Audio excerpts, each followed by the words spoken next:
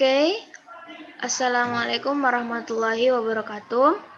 Let me introduce myself. My name is Mazridha and my ID number is 210603110007. I'm from Chemistry A, and this presentation I wanted to talk about my recent video about coagulation.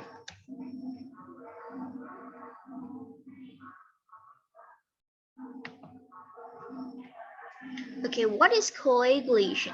Coagulation is the addition of chemicals to destabilize the electrostatic force of non-stable solids. Coagulant chemicals typically have a positive charge, which bind to the negatively charged particle in water, neutralizing in them and allowing them to come together to form small clumps of particles called microfluids.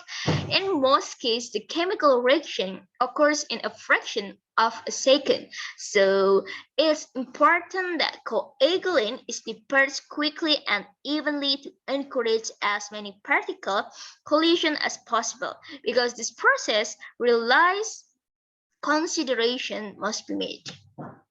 Then, water temperature, for example, colder water flocculation reaction, which may require more time to achieve optimal floc formation. Extreme values of pH, high or low, will also interfere with the process. Coagulant effectiveness is highly dependent on pH. For some coagulants, alkalinity is a factor of operators. My coagulation to be effective when using iron or aluminum coagulant that can consume alkalinity and depress pH. When they are added to low alkalinity waters, turbidity is also important.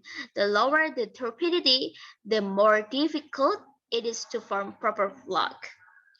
The most common coagulant chemical used is aluminum sulfate, commonly called alum. When added to water, alum forms jelly-like particle of aluminum hydroxide.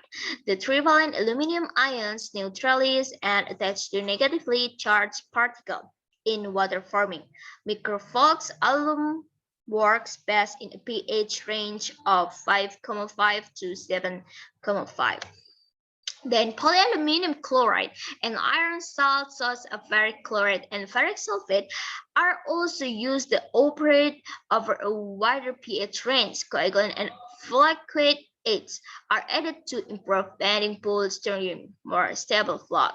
And effect for flocculation as strength and or floc density.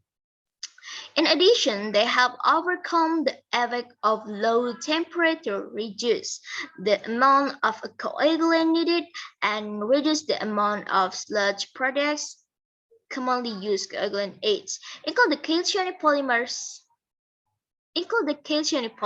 Polymers are defined as a synthetic compound with high molecular weight and composed of repeating chemical units or electrolytes, such as the water-soluble fully-cleansed water, insoluble ion exchange resins, or insoluble uncharged materials. Polymers are long chains of molecules that produce highly charged ions and help bind microfloc together into larger floc particles.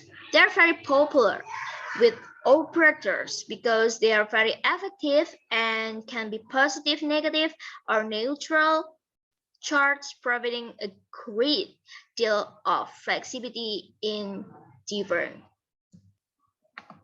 Okay, that's all my presentation.